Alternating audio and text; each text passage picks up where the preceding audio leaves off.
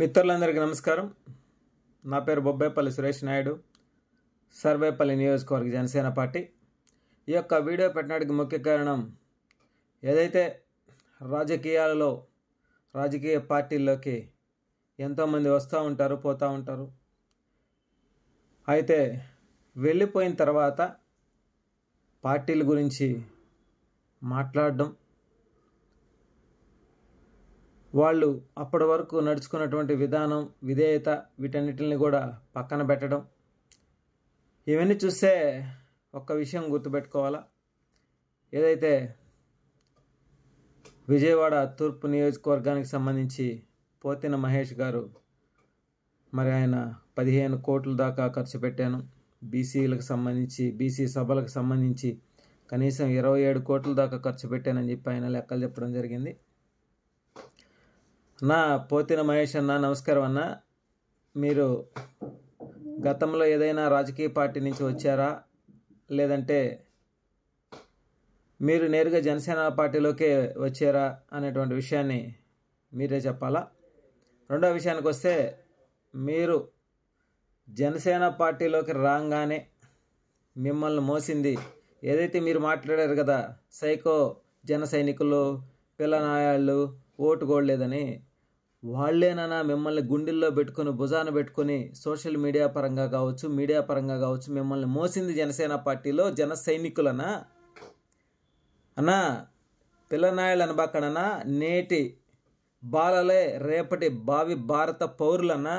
ఈ విషయం మీకు తెలుసో లేదో. పిల్లనాయాళ్ళు, పిల్ల సైకోలని మాట్లాడబాకడన్నా. మీరు గతంలో ఏదైతే జనసేన పార్టీలో ఉన్నప్పుడు ప్రతిపక్షంలో ఉన్న వైసీపీ పార్టీ స్థానిక ఎమ్మెల్యే, మంత్రి, వీళ్ళందరూ ఏదైతే దుర్గగుడిలో చేసినటువంటి అవినీతి అక్రమాల గురించి మాట్లాడారు, మరి జనసేన పార్టీని విడిపోయి మళ్ళీ మీరు వైసీపీ పార్టీలోకి పోయారు కదా, అంటే అప్పుడు అవినీతి అంతా కనుమరుగైపోయిందన్న. మీరు ఆ రోజు మాట్లాడారు, అవినీతి చేశారు, అవినీతి పార్టీలోకి ఎలా పోయారన్నా మీరు ఈరోజు? ఇంకొక విషయానికి వస్తే, వాళ్ళ ఇంట్లో కార్యాలకి వీడియోలు తీసి యూట్యూబ్లో పెట్టుకుంటారు, ఒక్కరికి కూడా పిలిచి భోజనం పెట్టరు అని అంటే అన్న, ఆయన ఒక్క పిలుపుతో ఈ రాష్ట్రంలో 450 లక్షల మంది భవన నిర్మాణ కార్మికులు చేతిలో పని లేక పొట్ట చేత పట్టుకున్న రోడ్డు మీద పడితే, పవన్ కళ్యాణ్ గారు ఒక్క పిలుపుతో ఆయన పెట్టినా ఒకటే, మేము పెట్టినా ఒకటేనన్నా. వాళ్ళ ఆకలి తీర్చామన్నా.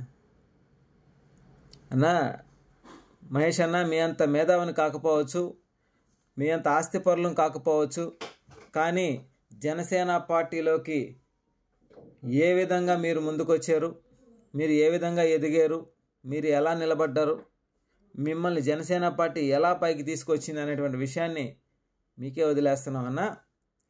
మరి మీకు అంత డబ్బు ఉన్నప్పుడు మీరు ఇండిపెండెంట్గా పోటీ చేసుకోవచ్చు కదన్నా అన్న. రెండో విషయానికి వస్తే, జనసేన పార్టీ, ప్రజారాజ్యం పార్టీ పెట్టకముందే చిరంజీవి గారు రక్తం ఒక ప్యాకెట్ దొరక ఎంతోమంది ప్రాణాలను కోల్పోతున్నారని చెప్పి మొట్టమొదటిసారిగా బ్లడ్ బ్యాంక్ని పెట్టి ప్రజల్లో అవేర్నెస్ తీసుకొచ్చి, ఒక్క ప్యాకెట్ వల్ల ఒక ప్రాణం, ఒక కుటుంబం నిలబడుతున్న ఆలోచనతో ముందుకు వచ్చిన వ్యక్తి అన్నా. ఐ బ్యాంక్ కూడా అప్పుడే పెట్టారన్నా, ఏమి పార్టీలు పెట్టిన తర్వాత లబ్ధి కోసం పెట్టలేదన్నా. కాబట్టి మీరు మాట్లాడేటప్పుడు ఆచితూచి కరెక్ట్గా తెలుసుకొని మాట్లాడానన్నా.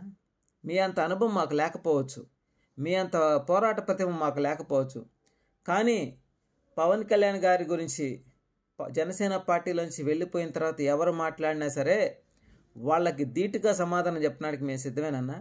అన్నా, మీరు పార్టీలోకి రాకముందు మీరు ఎన్ని కనుక్కొనిదే పార్టీలోకి రావాలన్నా, ఇవన్నీ కనుక్కొని మీరు వైసీపీలోకి వెళ్ళారన్నా. జగన్మోహన్ రెడ్డి ఏమన్నా ఏదైతే 175 నియోజకవర్గాలు ఉండే ఎమ్మెల్యేలని, ఎంపీలని, మంత్రుల్ని, ఆయన అభిమానుల్ని, రాజశేఖర రెడ్డి కోసం గుండెలు బాదుకుని చనిపోయిన వాళ్ళందరినీ కూడా ఓదార్చి ఇంటికి తీసుకుపోయి ఇస్తరాకేసి, సాపేసి, దాని మీద పప్పు, వడ, పొంగలి అవన్నీ పెట్టి వడ్డించాడనా? దానికైనా మీరు వెళ్ళిందా? ఏందన్నా, ఏం మాట్లాడుతున్నారన్నా మీరా? అసలు ఏం మాట్లాడుతున్నారు మీకే అర్థం కావట్లేదనా? అంటే వైసీపీలోకి వెళ్ళిపోయిన తర్వాత మీ పరిస్థితి ఏంటనేది అర్థం కాని పరిస్థితులు ఏమైనా మాట్లాడుతున్నారేమో. మీకు తోడిపోయినటువంటి ఆయన ఆపోజిట్లో కూర్చొని ఆయన అడిగిన క్వశ్చన్లు మీరెంత అన్నా రాజకీయాలు అన్న తర్వాత ఖర్చులు పెడతారన్నా. ₹1,00,00,000 పెట్టి వ్యాపారం పెట్టినోడు కూడా లాభం వస్తుందా నష్టం వస్తుందా తెలియనటువంటి పరిస్థితి అన్న. మీరు ఉండాలా, మీరు నిలబడండి. ఆయన ఏమైనా వెళ్ళిపోమని చెప్పాడా? ఏమైనా సీట్లు ఇస్తామని చెప్పి అగ్రిమెంట్ ఏమైనా రాసుకున్నారా? ఏందన్నా మీరు పార్టీలోకి వచ్చేటప్పుడు అయ్యా నా ఆస్తి ఇన్ని కోట్లు ఉంది, ఇన్ని కోట్ల ఆస్తి పెట్టుకుని నేను మీ పార్టీలోకి వస్తున్నా, రేపు నష్టపోతే మీరే మమ్మల్ని ఆదుకోవాలని చెప్పి మీరేమన్నా ముందుగా అడిగారన్నా? మనం మాట్లాడుకుందాం అన్నా. రాజకీయాల్లో రాజకీయ పార్టీలో ఎంతోమంది నాయకులు వస్తుంటారు పోతుంటారన్న, కార్యకర్తలుగా నాయకులుగా ఎదుగుతుంటారన్నా. వాళ్ళని జన సైనికులు మోస్తుంటారన్నా. మా జనసేన పార్టీలో జన సైనికులు పవన్ కళ్యాణ్ గారి కోసం నిస్వార్థంగా అడుగులేసి మోస్తుంటారన్నా. అన్నా పోతిన మహేష్ అన్న నమస్తే అన్న, బాగున్నారన్నా? అన్నా మీరు చాలా ఉత్తములన్నా, బీసీ నాయకులు, మంచిదన్నా. మరి వైసీపీలో 5 సంవత్సరాల పాటు బీసీలకు ఏమి న్యాయం జరిగిందన్నా? ఏ కులానికి న్యాయం జరిగిందన్నా? మీరే చెప్పండి అన్న. రాష్ట్రానికి ఏమైనా న్యాయం జరిగిందా? మీరు చెప్పినటువంటి యువతకి ఏమైనా న్యాయం జరిగిందా? కంపెనీలు ఏమైనా వచ్చాయా? మంత్రులు ఏమైనా బూతులు మాట్లాడకుండా ఉన్నారా? ఏం జరిగిందన్నా? ఎందుకన్నా మీరా అన్నా? మీకు చెప్పే అంతటి గొప్పండి కాదన్నా. నేను ఒక సామాన్య జన సైనికుడుగానే నేను చెప్తున్నానన్నా. ఎప్పుడు కూడా ఎవరు కూడా పార్టీలో నుంచి వెళ్ళిపోయిన తర్వాత మీరు మాట్లాడాల్సిన కంటెంట్ ఏదైనా ఉంటే, మీకు ఏదైనా లబ్ధి చేకూరుంటే దాని గురించి మాట్లాడండి అన్న. అంతేగాని మీరు చెప్పినట్టుగా ఇస్తరాకేసి పప్పేసి అన్నం పెట్టారని చెప్పి ఏమైనా వైసీపీలోకి వెళ్ళారేమో. ఈ రాష్ట్రంలో ఈ రాష్ట్ర రాజకీయాల్లో కీలక పాత్ర పోషిస్తూ రాష్ట్ర రాజధాని కోసం, పోలవరం ప్రాజెక్టు కోసం, రైతుల కోసం, రైతు కూలీల కోసం, భవన నిర్మాణ కార్మికుల కోసం, యువత కోసం, సంపదని కాపాడుకోవడం కోసం, అవినీతి లేని పరిపాలన కొనసాగించడం కోసం, అంబేద్కర్ గారి ఆశయాలు సాధించడం కోసం, పవన్ కళ్యాణ్ గారు ఏ నిర్ణయం తీసుకున్నా దానికి కట్టుబడి నడుచుకునేదానికి మేమంతా సిద్ధంగా ఉన్నామన్నా. మీరు లేరు కాబట్టి మీరు వెళ్ళిపోయారు. ఈ 5 సంవత్సరాల పాటు జరిగినటువంటి ఆడబిడ్డలపైన అత్యాచారాలు కావచ్చు, ఎస్సీ ఎస్టీలపైన కేసులు కావచ్చు, సైకో పరిపాలన జరిగిందన్నా. వీటన్నిటిని దృష్టిలో పెట్టుకుని పవన్ కళ్యాణ్ గారు అడుగులు ముందుకు వేశారన్నా. ఒక అవినీతి పరును కొట్టాలంటే 100 మంది సైన్యం తయారైతే కానీ కొట్టలేరన్నా.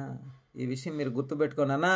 పోతిన మహేష్ అన్న, థ్యాంక్ యూ అన్న, థ్యాంక్ యూ వెరీ మచ్. ఎప్పుడు కూడా మిమ్మల్ని మోసిన జన సైనికుల గురించి తక్కువ అంచనేసి మాట్లాడొద్దన్నా ప్లీజ్.